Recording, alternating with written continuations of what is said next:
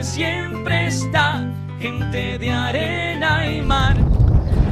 Hola amigos y amigas de Fuerteventura. Hoy nos hemos venido hasta aquí, al pueblo de Tiscamanita, en el municipio de Tuneje, donde reside uno de sus habitantes más ilustres, Felipe Bermúdez. Un hombre con una larga trayectoria vital y de múltiples facetas, que como comprobarán, si es que no lo conocen ya, nos lo hará saber y nos contará eso, un poquito de su larga e interesantísima vida.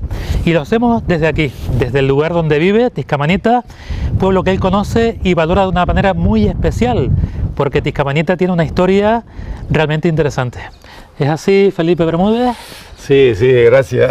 De acuerdo, me alegro de saludarte, Felipe. Igualmente. Tocayo. Felipe. Sí, señor.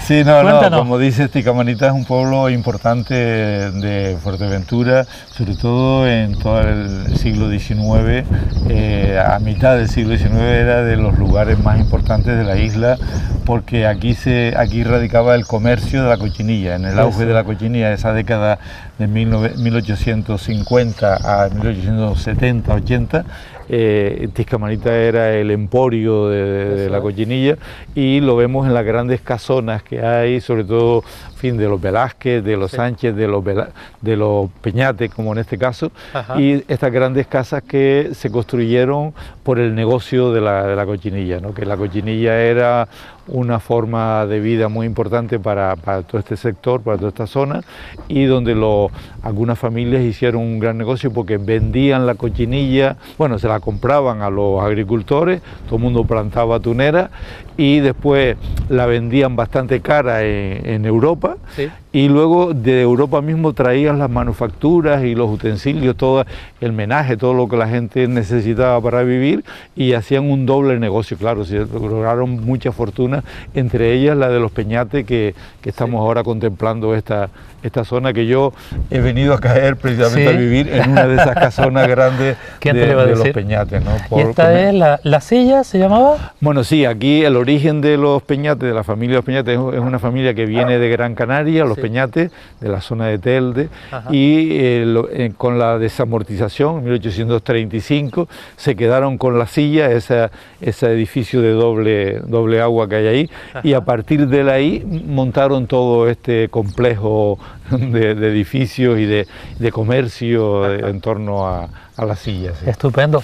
Y bueno, como tú dices, aquí recalaste hace ya unos cuantos años. Yo estuve aquí trabajando hace ya tiempo, bueno, en los años 70 del siglo pasado, 5 años, y la verdad que me enamoré de Tiscamanita, y después más tarde me enamoré de una habitante de aquí en Tiscamanita, y es la razón por la que desde el año 2000 estoy aquí. Llevo 18 años viviendo aquí en este pueblo. Y justamente en una de esas casas a las que hacía referencia. Efectivamente, en una de estas grandes casonas. Preciosa además, y con mucha historia. La podemos presentar si quieres. La podemos, para que nuestros televidentes disfruten, aunque sea un poquito, de esas diferentes zonas y algunas historias que tienen que ver con ellas. Sí, evidentemente, sí. ¿Te parece? Muy bien. Vamos para allá.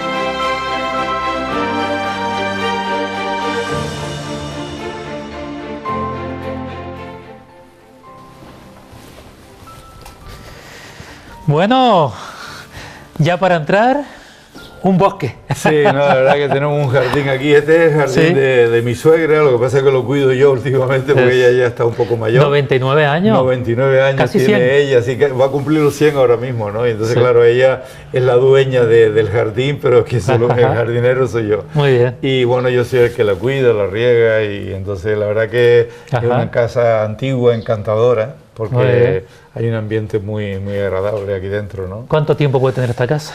Esta casa tiene pues más de 150 años, quiero decir, es de los años, sí, de 1870, 80, eso. Por ahí, sí. Me dijiste además antes, cuando veníamos a la casa, que riegas con agua de lluvia. Sí, tenemos un aljibe grande de 7,5 metros de profundidad, y una gran aljibe que recoge agua no solo de la casa, que es una casa grande así, sino también de la calle, ¿no? Entonces con esa tenemos agua de lluvia todo el año. Sí. O sea que todas estas plantas están tan bonitas así porque Hombre. están regadas todo el año con agua de lluvia. Estupendo. Unas escaleritas que nos van a llevar a la parte de Sí, arriba. a la parte alta, porque fundamentalmente vivimos en la parte alta. Bueno, hay alguna zona aquí debajo, Sí. pero lo más importante lo hacemos arriba. Sí, sí. Vamos, entonces.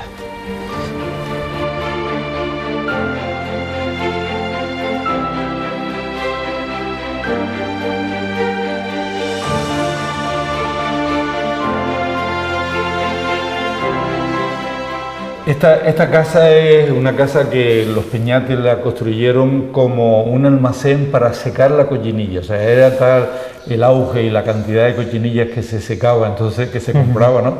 Y entonces estos eran unos grandes almacenes dedicados exclusivamente con un piso especial así hecho con una torta de mezcla de yeso y arena. Sí. Y la verdad que era impresionante. Pues claro, ahora ya la hemos acondicionado como vivienda, ¿no? Felipe, estoy pensando que muchísimas generaciones que igual nos están hoy viendo no saben para qué es eso de la cochinilla. Claro, eso de la cochinilla Aunque sea lo esencial. había que explicarlo un poco. El insecto ese que se cría en las tuneras, que en la economía de Canarias tuvo una importancia tremenda, sobre todo a mitad del siglo XIX, Ajá. porque prácticamente cuando había crisis del vino, primero, la caña de azúcar, del vino, entonces la cochinilla era el producto de exportación. Tinte natural. Bueno, un tinte, o sea, para fabricar tinte se exportaba a Europa y era muy importante. Y sobre todo en las islas de Lanzarote y Fuerteventura, Sí. y Gran Canaria también, pero sobre todo Fuerteventura, adquirió una importancia tremenda. La base económica. Y en Fuerteventura todo eso estaba concentrado en esta zona del interior. Ajá. Y sobre todo de Tiscamanita. Y por tanto, pues eso fue el resurgir o la importancia que tuvo, el auge que tuvo su momento. el pueblo de Tiscamanita. Hay una anécdota curiosa en ese A ver. aspecto histórica, que es que había una sociedad aquí en Tiscamanita que se llamaba Sociedad para la Moralidad, el Fomento y el Progreso de Tiscamanita. Y la formaban unos 60 vecinos de aquí de Tiscamanita, todos Ajá. ellos. Y se dio la circunstancia de que había algunos de Pájara y de Tuineje que querían entrar en la sociedad. Sí. Y no eran admitidos porque había un punto en los estatutos que decía que tenían que ser vecinos del pueblo. ¿Sabes qué hicieron? Hicieron una asamblea y modificaron los estatutos para poder incorporar a vecinos de otros pueblos Sí. en la sociedad de Tiscamanita. Es una especie de sociedad económica de amigos del país que aquí nunca hubo en Fuerteventura. Exacto. Pues el equivalente parecido sí. era esa sociedad. Bueno, eran los hermanos Velázquez, Sí, los hermanos de Manuel claro, Velázquez, claro. los que la promovían y tal. Pero para decir hasta qué punto a finales del Sí. siglo XIX el auge que tenía este pueblo, había un gran movimiento cultural Sí. alrededor de la gran economía que generó la cochinilla. Hace pocos meses, en una conferencia, en una presentación de un diario, dijeron que el primer periódico o diario... Fue precisamente Marcial Velázquez Eso Curvelo, es. que era hermano de Manuel Velázquez, pues era el Eco de Tiscamanita se llamaba, era un periódico Eso. nacido aquí en este pueblo Tiscamanita. y era manuscrito, es decir, él ¿Ah, sí? hacía todos los ejemplares, los hacía a mano y los distribuía y los cobraba, o sea, los repartía por la Ah, isla. pues mira. Una cosa que hoy por hoy no es... Bueno, Impensable, sí, pues ¿sí? efectivamente, es el primer libro, el primer periódico que hubo en Tiscamanita antes de la Aurora. Antes de era Fuerteventura. manuscrito y era se salía de aquí de Tiscamanita. Fantástico, Para que veas la importancia fantástico. que tenía el Alucinante. pueblo entonces, ¿no? Hay por ahí una foto, ¿no? Que me ibas a hablar de ella, de una bueno, señora muy aquí, guapa.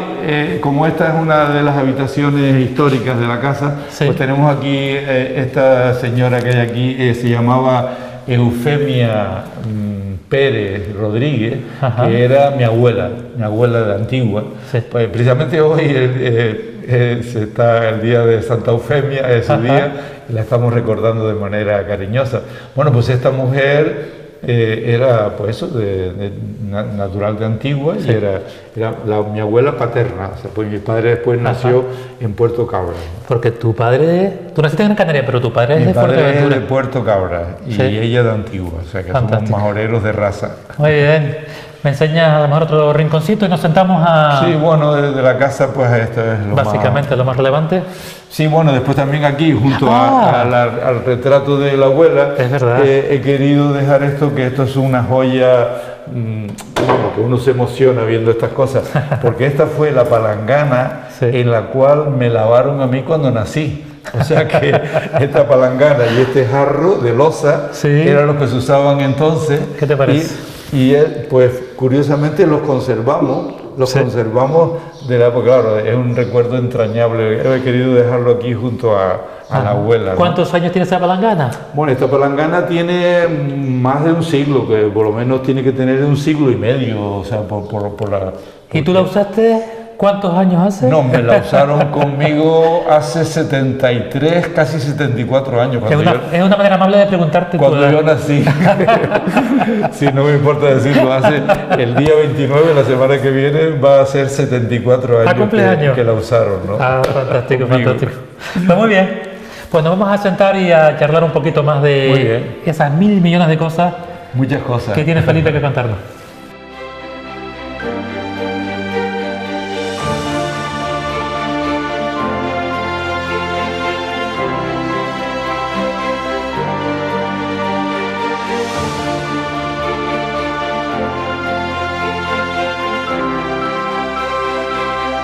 Bueno, pues estamos aquí en este salón despacho, podríamos llamar, Felipe. Sí, este es el lugar de trabajo, aquí donde Sí. yo leo y escribo y fin, y Ajá. me muevo Lo último gran que- parte del día. Lo último que estás leyendo, me estás diciendo. Sí, este libro. estoy leyendo este librito de Noticias sobre la peste, un libro interesante, una novela, pues llevo nada más que 2 capítulos. Ah. Normalmente, si puedo, leo al menos un libro a la semana. Sí, estás leyendo mucho, dice. Sí, últimamente tengo bastante posibilidad de hacerlo, sí.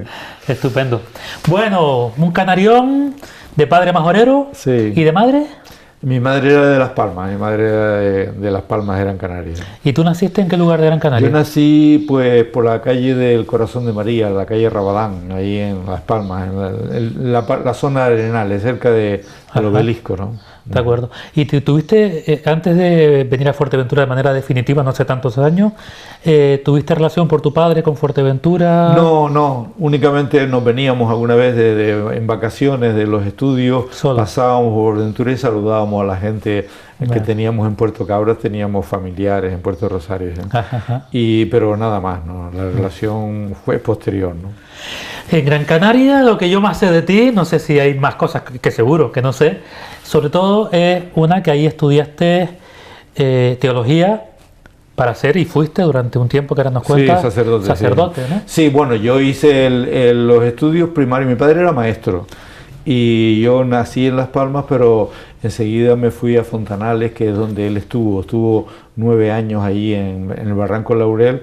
Él fue el que me enseñó las primeras letras y él fue el que me preparó para el ingreso de bachiller. Ajá. Entonces yo hice el bachiller en Las Palmas, hice magisterio también. Ah, hiciste y magisterio. cuando estaba terminando magisterio me metí en el seminario. O sea que entré en el seminario cuando ya tenía el bachiller, Sí. estaba haciendo el preu, pero Ajá. ya tenía magisterio casi terminado, porque el bachiller era un plan antiguo que Sí. se empezaba con un cuarto de bachiller. O sea, hacíamos cuarto de bachiller y reválida, Ajá. ingreso de magisterio en septiembre, y entonces yo hacía durante el curso, el instituto, quinto por ejemplo, y primero de magisterio. Luego hice sexto y segundo de magisterio. Entonces, estando en el preu fue cuando me metí en el seminario. Perfecto. ¿Y esa vocación sacerdotal de dónde vino? Bueno, fue una cosa que tuvo mucho que ver con la muerte de mi padre. Mi padre Sí. murió cuando yo tenía 15 años y aquello me impactó tremendamente, ¿no? Fue un impacto muy grande y cambió totalmente mi vida, ¿no? Entonces, no sé, di un vuelco muy grande y yo era muy buen estudiante, era deportista, me gustaba mucho el deporte y también sacaba buenas notas, pero no, me metí en el seminario y la verdad que fue una experiencia muy bonita. Estuve 7 años estudiando en Tafira, en el seminario de Tafira, luego hice 2 años en Madrid en la licenciatura en teología y bueno, y estuve de sacerdote muchos años, ¿no? Muchos años. ¿En qué lugares de Gran Canaria? Bueno, empecé por Melenara, Ojo de Garza, aquella zona de Telde, luego estuve 5 años aquí en Fuerteventura, en esta zona de Tuineje, Tiscamanita, Gran Tarjal, bueno, hasta Jandía. Y luego después ya seguí por Las Palmas en el polígono San Cristóbal, La Vega, San José. Sí. Pero sobre todo cuando fui de Fuerteventura para Las Palmas fue por centro teológico, porque yo tuve la razón principal de, bueno, mi trabajo principal, digamos, pastoral fundamentalmente fue como formador, como profesor del centro teológico, ¿no? Porque yo me gustaba mucho ser profesor y cultivé bastante esa dimensión de profesor de teología. ¿Sí? Muy bien, o sea que al final de alguna manera fuiste maestro. Sí, mi padre influyó mucho en mi gusto por la enseñanza y de hecho yo toda la vida me ha gustado ser profesor. Sí. Qué bueno. E investigar también. Sí, efectivamente, había en los estudios de teología había esa doble, la docencia y la investigación. A mí me cautivó desde el principio la investigación también, porque realmente es apasionante, ¿no? Investigar, como hice yo, por ejemplo, con las fiestas populares, fue la gran investigación que yo hice. Estuve 10 años prácticamente estudiando ese tema. Alguna gente me pregunta que por qué estuve tanto tiempo, y la razón era porque yo no era un investigador puro, ¿no? Sino yo trabajaba un montón de cosas y también dedicaba tiempo a la investigación. Sí. Entonces, claro, iba haciendo a ratos o por ejemplo cogía a lo mejor un mes de vacaciones del trabajo pastoral y ese mes lo dedicaba íntegramente a la investigación. Sí. Es decir, como cogí un tema bonito que era las fiestas populares canarias, sí. Pues suponía viajar mucho, sí. Recorrer todas las fiestas más importantes del archipiélago, y eso fue un trabajo muy divertido, pero a la vez bastante trabajoso, ¿no? Y por eso duró tanto tiempo, por eso estuve 10 años para concluir la investigación. Y una investigación que me contabas que surgió, inicialmente lo ibas a hacer de Fuerteventura. Sí, porque yo cuando estuve en Fuerteventura, una de las cosas que me llamó la atención del pueblo majorero era, en aquella época no es como la Fuerteventura de hoy, estamos hablando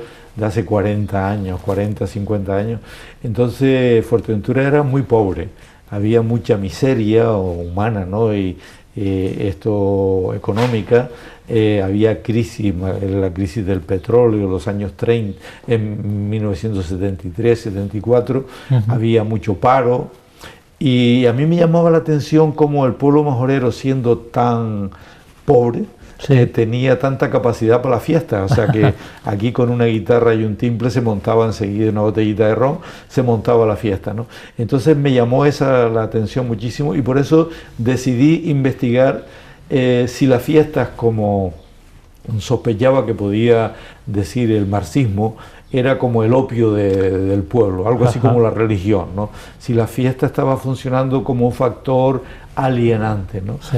O si tenía una capacidad liberadora, ¿no? Entonces ese fue un poco el debate. Luego tuve la suerte de poder viajar a América y estuve investigando la capacidad liberadora de la fiesta en conexión con la teología de la liberación. Y descubrí que efectivamente la fiesta canaria tiene, como planteo yo en el libro, ¿no? De la tesis, que tiene unos aspectos alienantes y también tiene aspectos liberadores. Y depende un poco, porque, por ejemplo, y eso se ve actualmente en la fiesta actual. En la fiesta, por ejemplo, yo pienso que los carnavales, tal como se están desarrollando actualmente, yo creo que tienen bastante negativo esa capacidad, esa forma en que se han celebrado los carnavales últimamente, que se están celebrando, que los carnavales duran 4 meses, ¿no? Esa prolongación del carnaval en el tiempo me parece que es un error. Es una desfiguración de la fiesta, y yo creo que es un aspecto negativo. Sin embargo, la fiesta tiene mucha capacidad liberadora, ¿no? Claro. Y eso también, de alguna manera, es lo que intenté yo descubrir, ¿no? Discernir, separar el trigo de la cizaña, ¿no? Ver, eso es, lo bueno y lo malo de la fiesta, diríamos. Porque esa investigación acabó en un libro que es un referente en ese aspecto. Sí, ¿no? Es un libro que, hombre, yo hice la segunda edición, tuve la suerte de 10 años más tarde, estando ya aquí en Fuerteventura, saqué la segunda edición, que las 2 se han agotado, ¿no? O sea que ha sido realmente, creo que ha sido bueno haber hecho ese trabajo. Sin duda. Bueno, Gran Canaria, bueno, esa investigación la hiciste estando, ¿no? Todos esos años para allá. Exacto, siendo profesor del centro teológico. Sí. Exacto. Y luego recalas en Fuerteventura en el año 2000. En el año 2000, o sea, hace ahora 18 años que estoy de vuelta a Fuerteventura y me he instalado aquí en Tiscamanita. En Tiscamanita. La mayor parte de las personas aquí, no únicamente, como vamos a comprobar en la entrevista de hoy, te vincula fundamentalmente a la Fundación Velázquez, ¿no? Manuel Velázquez Cabrera, sí. Sí, porque mira, yo cuando vine a Fuerteventura hace 18 años, traía como 3 ilusiones, 3 sueños, que los 3 se han cumplido. Sí. A veces los sueños se cumplen. Sí. Yo soy una persona, me considero una persona muy soñadora, o sea, sueño muchas cosas y muchas no se realizan, se quedan en el sueño. Sí. Pero esta vez traje 3 proyectos y era, además de vivir aquí en Tiscamanita y, en fin, hacer una vida como cualquier vecino del pueblo, primero hacer la historia de Asamblea Majorera, que lo hice. Sí. Porque yo fui uno de los que estuvo cuando nació Asamblea Majorera, me considero uno de los fundadores también, cofundadores de Asamblea Majorera, y yo tenía la ilusión de hacer la historia a los 25 años de haber nacido, ¿no? Eso se hizo, ¿no? Luego, la segunda ilusión que traje fue trabajar en la Fundación Manuel Velázquez Cabrera, porque yo sabía, yo cuando había estado aquí en Fuerteventura, en el año 75, creé un grupo de investigación sobre la vida de Manuel Velázquez Cabrera. Ajá. Lo que pasa es que después eso no se pudo realizar. Y yo tenía esa espinita clavada, ¿no? Y cuando yo llegué de regreso a Fuerteventura, otra de las ilusiones era trabajar en la fundación que se había creado, pero que estaba un poco en papel nada más, ¿no? Y efectivamente pude trabajar durante 14 años, he podido trabajar en la fundación. Y el tercer sueño era crear una escuela de formación política, de formación sociopolítica.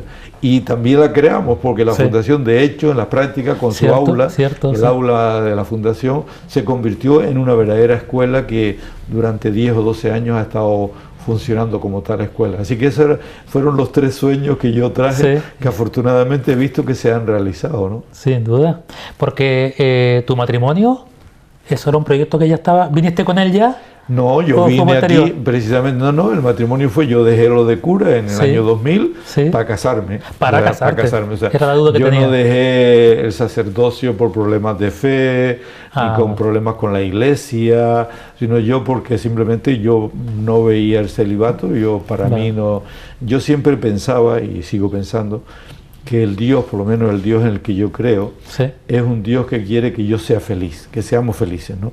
Y yo decía, si yo no soy feliz en el celibato, es una señal clarísima de que esa no es mi vocación. Quizás lo descubrí un poco tarde, pero lo descubrí a tiempo, ¿no? Y cuando yo vi que yo no podía seguir viviendo como con eso del celibato, sino que mi vocación era casarme, pues me casé y me vine para acá, para Fuerteventura. Fantástico, fantástico. ¿Tu mujer se llama? Mimina Peñate, Mari Carmen Peñate, que es nieta del Peñate que creó, que fundó todas estas casas. Todo lo que nos contaste al principio de los Peñates, del encuentro de hoy. De acuerdo.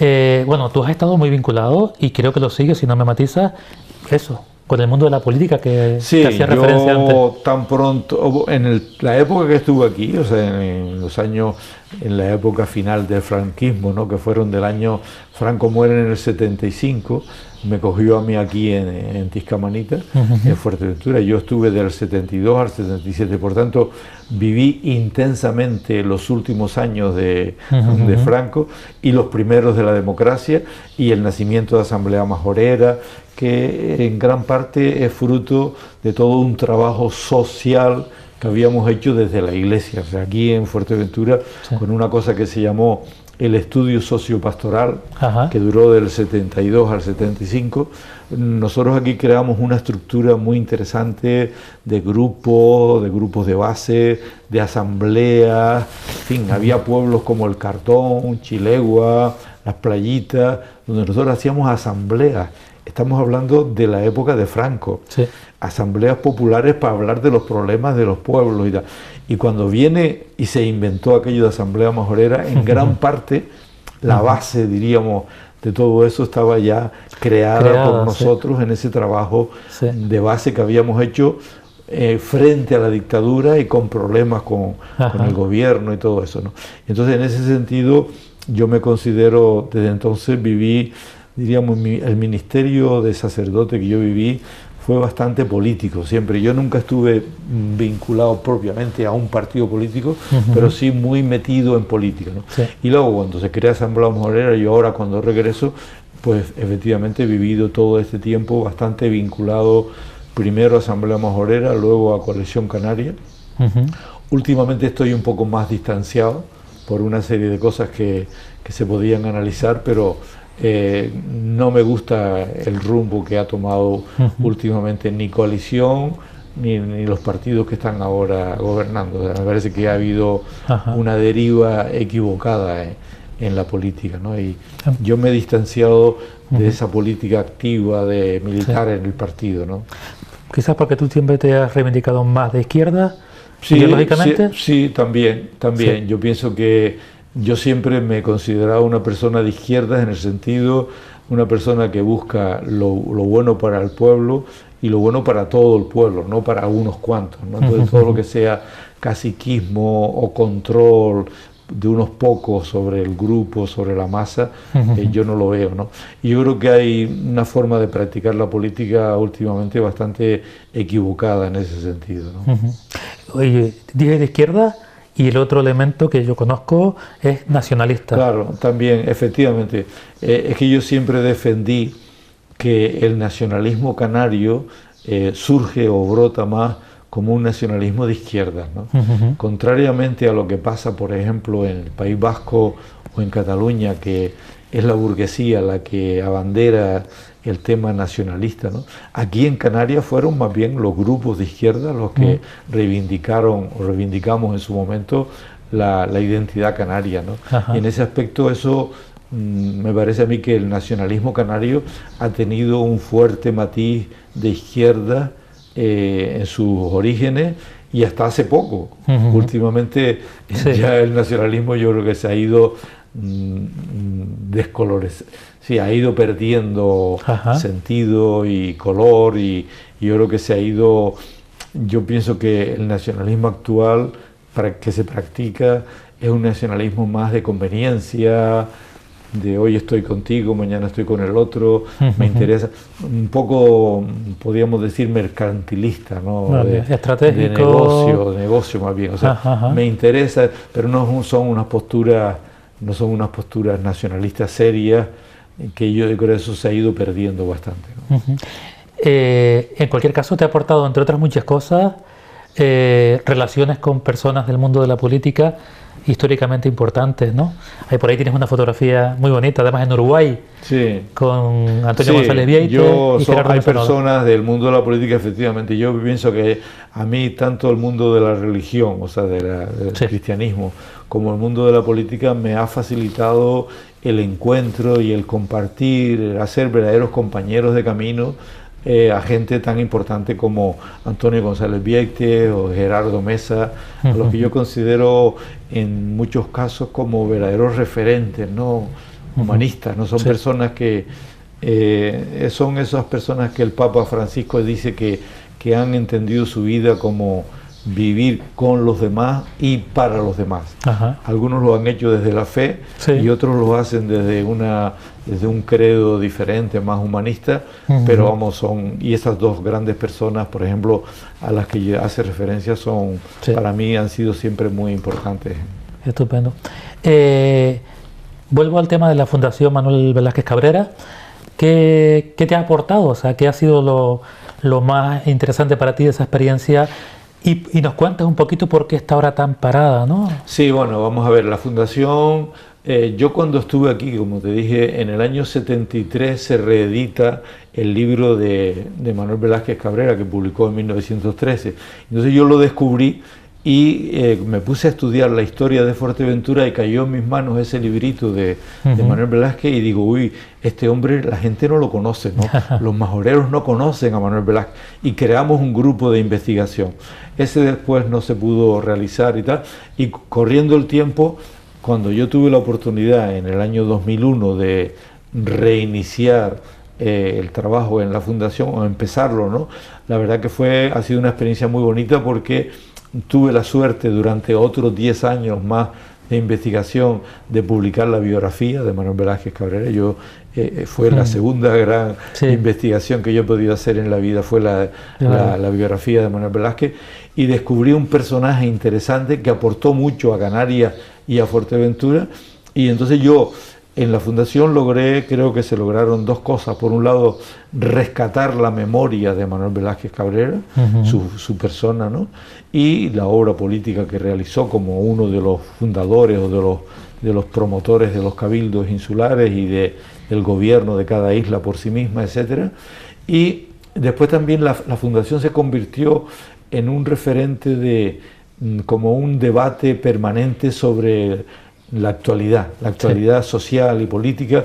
Se creó como una especie de tejido social en torno a la fundación, con el aula que hacíamos cada año, donde pasaban una serie de personas. Total, yo creo que han pasado como unas 150 personas de todo el mundo, o sea, gente de América, de Europa, de África, que venían a impartir sus conocimientos, sus experiencias, y se creaba un verdadero vínculo entre estas 200 o 300 personas que desfilaron por la fundación como alumnos, como participantes, y la verdad que todo eso para mí yo aprendí mucho, ¿no? Ajá. Yo estuve durante 10 años prácticamente trabajando primero como gerente, luego como secretario de la fundación, y digo, es una pena, como dices, que ahora mismo la fundación no funcione. Yo creo que ha sido un error de los gobernantes, ¿no? De los que están gobernando ahora mismo en el gobierno de Canarias y en el Cabildo de Fuerteventura, que han dejado morir la fundación. La fundación lleva 4 años sin moverse. Ajá. Eso es bueno decirlo para que todo el mundo lo sepa. Sí. Por ejemplo, hay un detalle que es realmente vergonzoso. El Cabildo durante estos 4 últimos años ha dado una subvención de 4.000 euros a la fundación, una porquería, y los 4 años la hemos rechazado. Quiero decir, Sí. no la hemos recogido, lo que quiere decir que la fundación está muerta. Pero no solo es la fundación, sino que la casa natal de Manuel Velázquez, que en su momento se la compró el gobierno de Canarias, hace ya 8 o 10 años que la compró el gobierno, está ahí cerrada. Hubo un intento hace 3 o 4 años de una restauración, se restauró una parte y ahora todavía no está concluida esa restauración. Entonces, la casa natal de Manuel Velázquez Cabrera permanece cerrada, cerrada a cal y canto, cayéndose, deteriorándose, propiedad del gobierno. Y a nosotros nos decían hace un tiempo, los que ahora están gobernando en Canarias y en Fuerteventura, nos decían que la casa natal de Manuel Velázquez Cabrera podía ser la sede de la FECAI, la sede de la Federación Canaria de Islas, ¿no? Sí, de todos los cabildos, como la sede oficial fuera aquí en Tiscamanita, en la casa natal. Bueno, pues eso, nada, de eso no hay nada. Y es verdaderamente de pena, es para llorar, de vergüenza, lo que está pasando. Entonces, ¿qué pasa con Manuel Velázquez Cabrera? Que durante muchos años fue olvidado y ahora ha vuelto a ser olvidado. O sea, hoy alguna gente lo nombra, pero ya no sé, Manuel Velázquez Cabrera, su fundación está muerta y la casa natal está cerrada. Entonces, en ese sentido, creo que hay que hacer una llamada de atención seria a los que están gobernando, ¿no? Sí, la menor duda, sí señor, sí señor. Bien, se debe que te duele, ¿no? No, hombre, es una pena con todo lo que se hizo y todo el mundo lo reconoce. Pero claro, todavía hay gente que me pregunta, ¿pero y qué pasa con la fundación? Pues la fundación hace... Date cuenta que, mira, es que hay un problema para que los que nos están escuchando lo entiendan, ¿no? La Fundación Manuel Velázquez Cabrera, el modelo es una asociación. ¿En qué se diferencia una asociación de una fundación? Bueno, la fundación tiene un patrimonio que responde para las actividades que organiza la fundación. La asociación en principio no tiene patrimonio. Bueno, aquí se creó la fundación sin patrimonio, pensando que iba a haber una subvención permanente del gobierno de Canarias, del ayuntamiento de Tuneje y de todos los ayuntamientos de la isla y del Cabildo de Fuerteventura. Cuando fallan esas subvenciones, porque han fallado, de manera incomprensible se ha cerrado el grifo, Entonces, ¿qué pasa? Que se muere la fundación, Claro. porque no hay un patrimonio que responda Sí. para poder seguir haciendo actividades. Entonces, en este momento, pues para que todo el mundo lo sepa, la fundación no está funcionando por culpa de que se le han negado todas las subvenciones. No hay ninguna subvención. Esa subvención de 4.000 euros que da mecánicamente, diríamos, por inercia el Cabildo, está nominada en el presupuesto de cada año. Cada 4 años la ofrece y cada 4 años se rechaza porque no hay para qué. O sea, Claro, tú coges sí. una fundación pública Sí. y tienes que justificarla, ¿no? Al Claro. final del año de haberla invertido en algo. Pues los 4 años se ha rechazado y todavía no se han enterado de que no existe la fundación.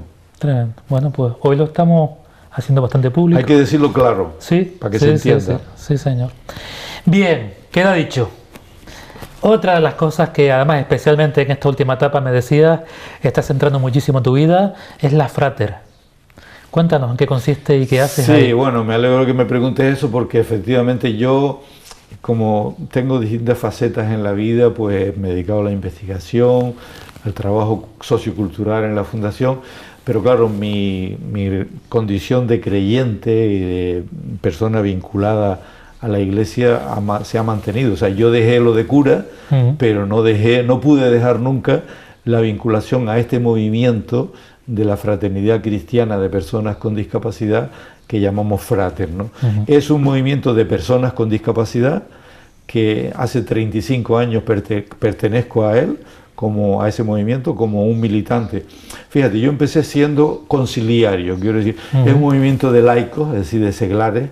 Los que mandan en el movimiento son las personas laicas, no son los curas. Sí. Pero admiten al cura como, decíamos, conciliario. Conciliario viene de concilium, que es decir, como consejero. Ajá. Los franceses dicen homonía, ¿no? La homonía, el conciliario.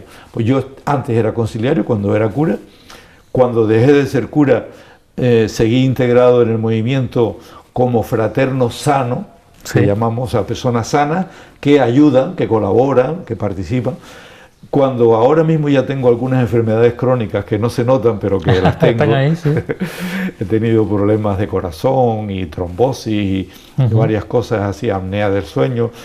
Ahora me considero un enfermo crónico. Entonces ahora ya estoy en el movimiento por derecho propio. Además.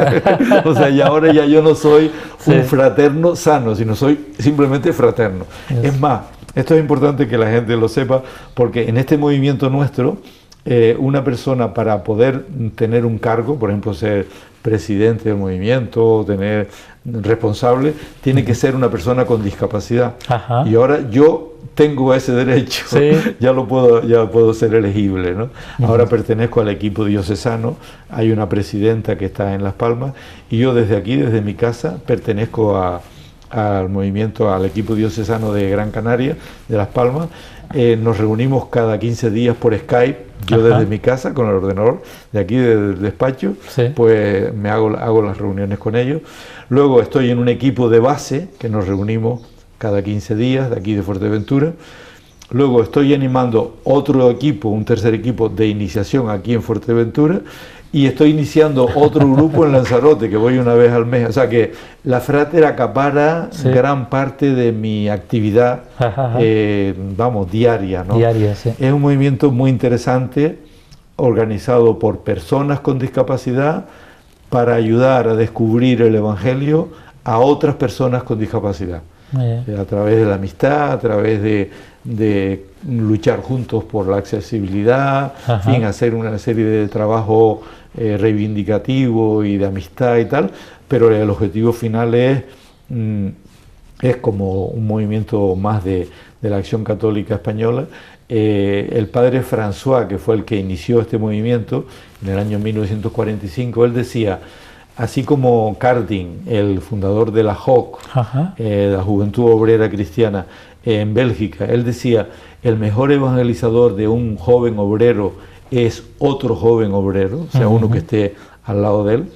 Pues François, el padre François, en el 45 dijo, el mejor evangelizador de una persona enferma es otra persona con enfermedad, o una persona con discapacidad es otra persona con discapacidad, ese de tú a tú, ¿no? Esa horizontalidad en la relación. El cuerpo a cuerpo, ese de enfermo a enfermo. Entonces, en ese sentido, yo estoy en ese movimiento, estoy encantado, estoy muy contento. Y bueno, yo creo que me moriré ahí en la Frater. Buen sitio, ¿no? Bueno, te quedan unos días para cumplir tus 74 años. 74, sí. Vale. Decías antes, que eso a mí me encanta, que tú eres una persona de muchos sueños, que te gusta soñar. Pues a tus 74 años, ¿qué sueños te quedan por cumplir? Uy, no, sigo soñando. Bueno, yo estoy a nivel político y yo pienso que la humanidad, a pesar de que hay mucho retroceso, yo creo que se va avanzando. O sea, yo creo que estamos avanzando. Yo siempre ponía el ejemplo de cómo ha ido evolucionando la humanidad en los últimos años, mirando las cosas a largo plazo, ¿no? Que antes la gente iba, en algunos sitios del mundo, ¿no? Iba con una pistola al cinto, ¿no? Colgado, ¿no? Sí. Y ahora la gente vamos con un móvil, ¿no? Sí. Entonces, yo sé que ahora mismo un instrumento de muerte, que es la pistola o la escopeta, ¿no? Ha sido sustituido por un instrumento de comunicación, ¿no? Que es el móvil, ¿no? Ahí está. Todos llevamos en el bolsillo, yo también lo tengo. El móvil, pues todos lo llevamos. Y aunque muchas veces se dice que es verdad que el móvil se puede convertir en algo que te esclaviza o que te desvía de lo fundamental, pero bien usado es un gran instrumento de comunicación, ¿no? Sí. O sea, nosotros, por ejemplo, los grupos esos que tengo, que te dije, de los 4 grupos de la Frater, los 4 tenemos un grupo de WhatsApp, los 4 grupos. Entonces, además de la reunión quincenal o mensual, nosotros diariamente nos comunicamos por el móvil, ¿no? Entonces, este instrumento de comunicación.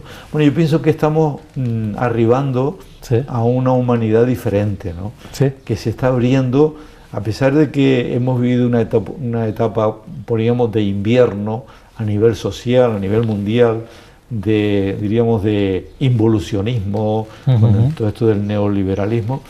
Yo pienso que la humanidad se está dando cuenta que las cosas no van por ahí, o sea, que hay otro camino, ¿no? Y en ese sentido, para mí, el Papa Francisco, con su carta La alegría del Evangelio, que yo, como ves ahí, la tengo junto con el Evangelio de cada día, tengo también la alegría del Evangelio.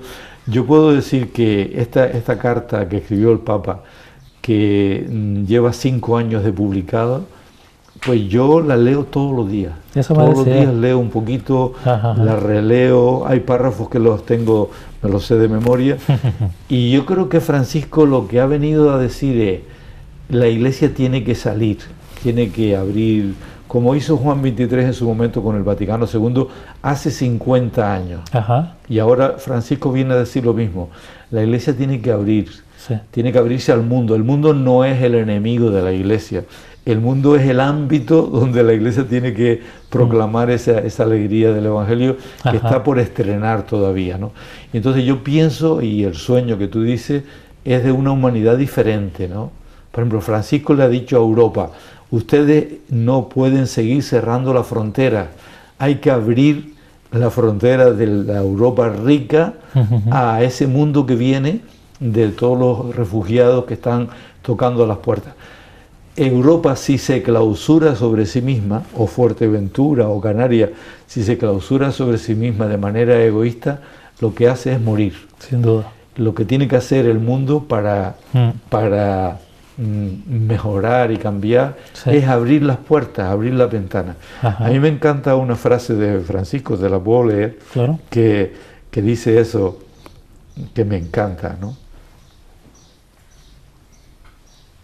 Dice, bueno, hablando de que vale la pena vivir, tú me preguntas por el sueño, pues yo pienso que vale la pena vivir este estilo de vida dando vida a los demás, ayudando a otros, ¿no?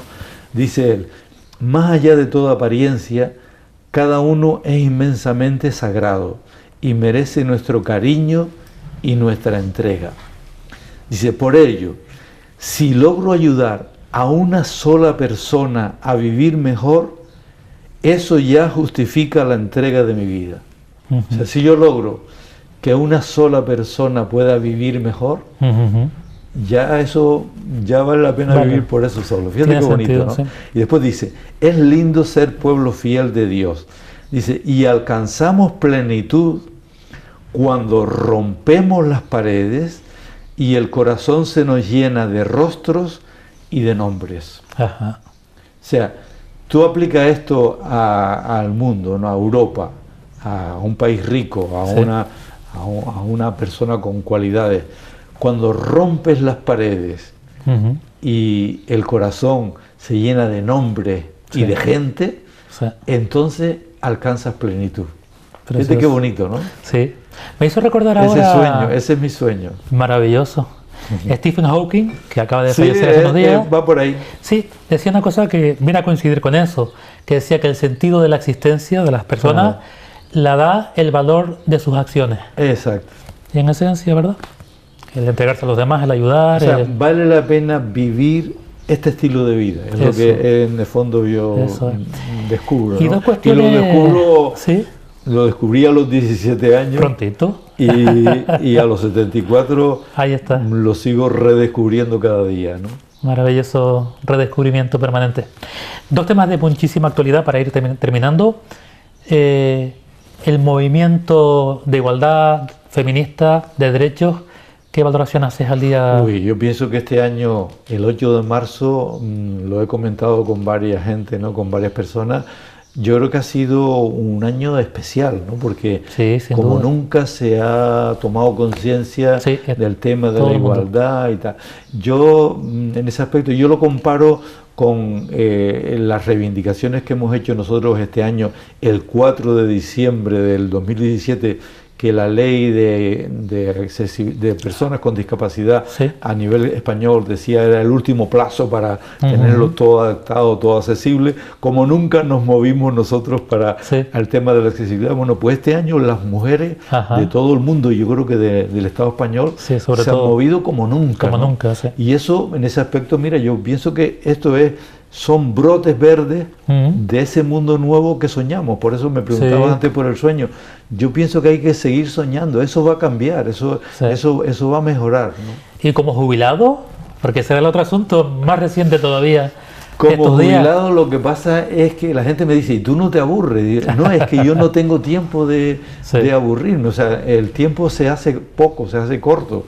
Y eso, tengo tiempo para leer, estoy escribiendo sobre el maestro Carámbula, un personaje muy interesante. El maestro Carámbula es un hombre, fue represaliado por Franco, le quitó la escuela y tal, y tiene mucha relación con Uruguay también, porque... ¿Pero canario? Sí, de Tetir. El maestro Carámbula, un hombre, Juan Cabrera Carámbula, un personaje nombre, muy interesante. Bueno, yo estoy haciendo la biografía de ese hombre. Estupendo. Estoy también preparando otro libro con un grupo de gente grande sobre los 50 años de aplicación del Concilio Vaticano II en Canarias, que ha sido, ¿sabes?, los 50 años del Concilio Vaticano II, y por tanto tengo tiempo para escribir, para leer, tengo una pequeña carpintería a la que también le dedico algunos ratos a la semana, cuando hay cualquier chapuza, cualquier mueble que reparar o que hacer, pues me entretengo.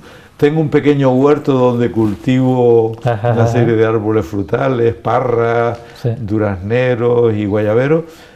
Y me pregunta, yo no tengo tiempo como jubilado para aburrirme. O sea, viajo a Lanzarote, a Gran Canaria, a esas reuniones, 4 o 5 grupos de frater en los que estoy metido. Y la verdad que no tengo tiempo de aburrirme. No sé lo que es vivir aburrido, ¿no? Ya veo. No, era por el tema también de las pensiones, todo el tema en cuanto a, me refiero de... Sí, bueno, hay una reivindicación, entra dentro de las políticas de izquierda que hace falta recuperar. Claro, ser de izquierdas es que todo el mundo pueda vivir, que no solo vivan unos cuantos que tienen pensiones vitalicias de esas grandes pensiones, ¿no? Sino que yo creo que sí, que por ahí también yo comparto esa lucha de los jubilados, ¿no? Muy bien, pues esto ha sido un ratito de contar una cosa muy larga, ¿verdad? Y con tantas facetas, con tantas episodios, ¿no?, de tu vida No, importantes. yo te agradezco la entrevista y te felicito por el programa, pues yo pienso que es una manera de hablar un poco de todo y de compartir con mucha gente que ahora Sí. tiene la suerte de estarnos escuchando Sí. y viendo, pues por lo Hacer menos comunidad, ¿no? compartir algunas inquietudes que Sí, sí. yo creo que es bueno, que para eso sirve la tele, ¿no? También para compartir cosas buenas, ¿no? Ese es el sentido. Pues Felipe Bermúdez, tocayo, feliz cumpleaños. Gracias. Y 1.000.000 de gracias por abrirnos tu casa, tu corazón, tu memoria y tu esperanza y tus sueños, que son compartidos, por supuesto. Pues seguiremos soñando. Sin duda. Pues nos despedimos de nuestros televidentes, de gente de aquí y de allá. Esperamos que hayan disfrutado de este ratito, estoy seguro que sí, con nuestro amigo Felipe Bermúdez. Y nada, decirles que la próxima semana otra persona, un hombre, una mujer que viva en Fuerteventura, nos acompañará y nos contará sobre su vida. Hasta entonces.